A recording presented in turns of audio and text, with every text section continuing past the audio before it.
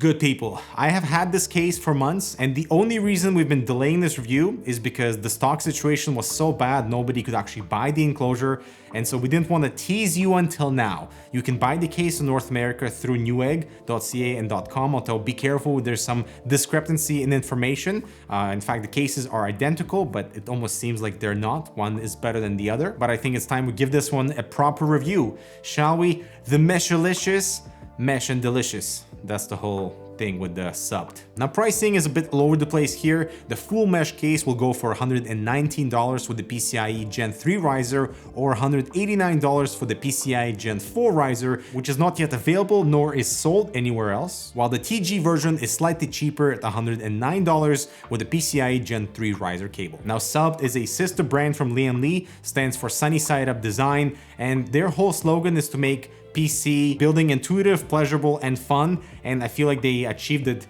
with this thing here. But of course, it's not without its challenges. Let me tell you that right after a message from our sponsor. XTRFY MZ1 Zeiss Rail, a unique project and a very unique mouse designed by Rocket Jump Ninja for better aim. After testing more than 250 mice, Zeiss knew what a mouse needed for maximum aim potential, but the shape did not exist, so he teamed up with XTRFY, shaped his own mouse, and loaded it with top-tier components. That means Pixar 3389 sensor, KLGM 8.0 switches, and the new EasyChord Pro on the lightest XTRFY mouse yet. A killer in the right hands? Try it out for yourself on xtrfy.com. Welcome back. First, let's begin with the size. This is a 14.67 liter enclosure, mini tower form factor made entirely of steel. It's smaller than the H1 and much smaller than the new iBuyPower Volt 3. Really like the compact nature and all the hardware that it can accommodate. Next up is the design, and the two color options are pretty nice. I normally prefer white frames over the standard boring black, but here, given all the mesh exterior, I would choose the black one any day.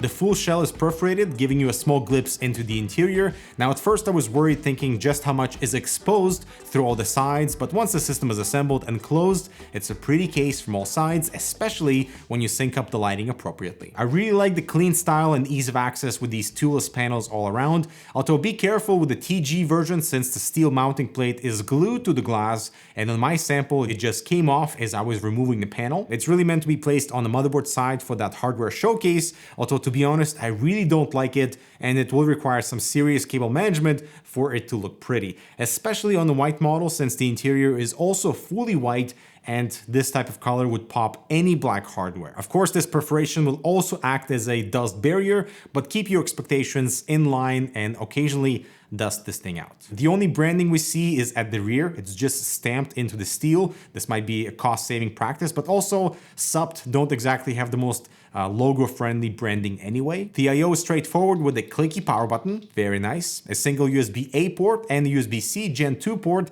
Now keep in mind you still gotta use that bulky 19-pin cable for that single USB-A port, but the cables are up top, right beside the motherboard for easy routing. Alright, so the interior is really freaking interesting. I'm excited, I'm not angry, and I feel like it would serve as a blueprint for future ITX designs because of that clever modularity approach. So let's start with the radiator support at the front, which can accommodate a 280mm radiator size with thickness up to 63mm. If you're using any 120mm mounts, there's actually a pre-installed bracket for that with some height adjustment, since the top of the radiator is very close to the I/O cables. So I moved my radiator slightly down to give me a bit of flexibility. And what's cool is that you can either have the tubes exit from the top, which is better for power supply clearance, and here you can remove that metal top piece so the tubes don't kick anywhere, or you can route the radiator with the tubes exiting from the bottom, thus giving you the more optimal flow configuration with an all-in-one cooler. There are some ATX power supply size restrictions with the tubes exiting in the bottom, which is something SUPD has made clear in the full spec sheet. Speaking of power supplies, it's installed below the motherboard with SFX, SFX-L, and ATX units supported, and what's cool is that the floor can house two SSDs regardless of your power supply size. It's just a matter of access afterwards. Plus, the SFX bracket has two positions, one lower and one higher, to accommodate a DTX motherboard, or if you need extra reach with your short cables, for example. And also, there is a slot in between the unit and the motherboard tray to house a third SSD. The ATX power supply is massive, as you'd expect, and eats up a lot of space here, quite intimate with the middle spine, and the only thing you need to worry about is the length of your unit in relation to what cooling you're installing in the front, and those specs are listed here. But still, it's a very impressive utilization of space, especially for an ITX, having an ATX power supply at the bottom. Of course, with some limitations, but still, it's a good design in my books. Now, if you are air cooling, you can do dual 120s or 140mm fans at the front. And for CPU tower coolers, up to 73mm are fine, so no problems with like NH-L12S, for example. But here's where things get interesting, because the middle spine can be offset to accommodate a 4-slot GPU, thus squishing the motherboard area a bit. So in this 4-slot mode, CPU coolers up to 53mm are supported with SFX or SFX-L power supplies only. Speaking of GPUs, full specs are listed on the screen, which is a really impressive layout, so nothing interferes with that GPU chamber. But you probably already have noticed the 3 vertical PCI slots at the top of the case, and that is to house a small GPU while giving you more storage space underneath. So included is this cache for 4 SSDs or 2 hard drives that mounts below the SFF GPU, and the drives are facing the proper way towards the power supply for easy routing. Now, at first I thought this was a brilliant design given the modularity of the riser cable, but unfortunately the included riser cable is not long enough to reach the motherboard in the SFF mode, so this option is unavailable out of the box. Also, depending on the length of your SFF GPU, front cooling compatibility will vary. So if only that riser cable was 3.5 centimeters longer, this configuration would have been possible by default. And I don't blame Supt for it, because including that hard drive bracket of like that single piece of metal is probably no cost at all to them, but including an additional riser cable would have been more expensive. But I still wanted a slightly longer cable maybe by default, so that you can utilize both vertical and horizontal GPU without needing to go and buy your own riser cable. For standard GPU installation, to the most part, it's very well done with a fully accessible chamber, 2 mounting points for security, although the bottom of the PCI slot is not as easy to reach with that thumb screw, but I'd still recommend it to add more confidence to the mount. Unfortunately, since the GPU I/O is bottom facing, we have very little room for cables, and we all know how long those DPs are. I should have rephrased that. This means whatever cable you plug into the GPU, it will raise the back of the enclosure.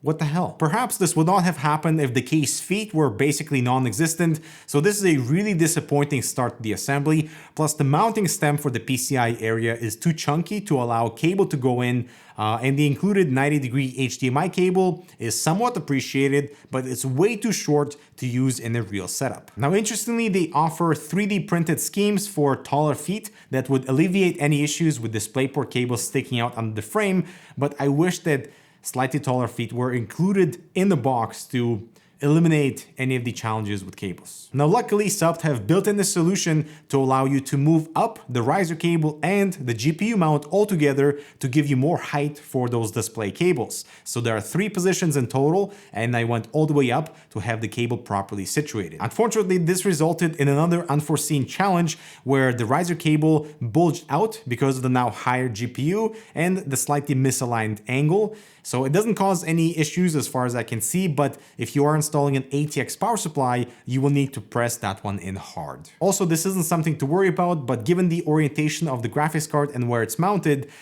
it's going to sag a little bit even in vertical orientation. Now, for the final system look, I went with the down-facing tubes, an SFX unit, and those sleeved cables. Surprisingly, this was one of the easiest ITX systems to route because all of it is done on the motherboard side and with plenty of corners to stash away cables.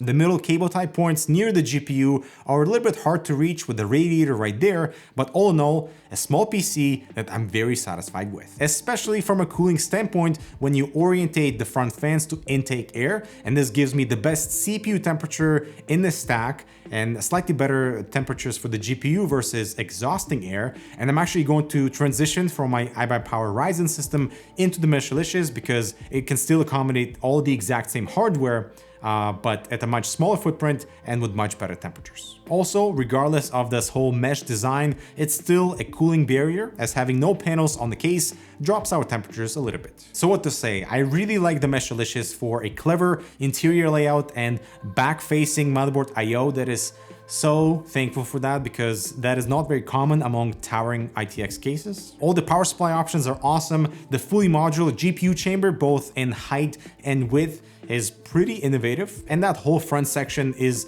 open for radiators and fans. The few small details I don't like all revolve around the tiny feet at the bottom. when it comes to like routing your display cables that will bulge out underneath unless you raise that whole GPU mount. The riser cable is not long enough for the SFF mode. And can we please get dual USB-A ports, especially when we're using the full 19-pin connector anyway. Other than that, I'm gonna finish on a positive note. This is a damn good case if you're looking for an ITX towering form factor that is both performance, compatibility focused, ease of use. I feel like the subbed mission statement is exactly reflected in their first product, and the Mesh-Licious gets my full approval. I'll be using this thing from now on, maybe even as my main case. I don't know, who knows? I'm Dimitri, thanks so much for watching. Check out this other relevant content. Subscribe for more. I'll talk to you in the next one.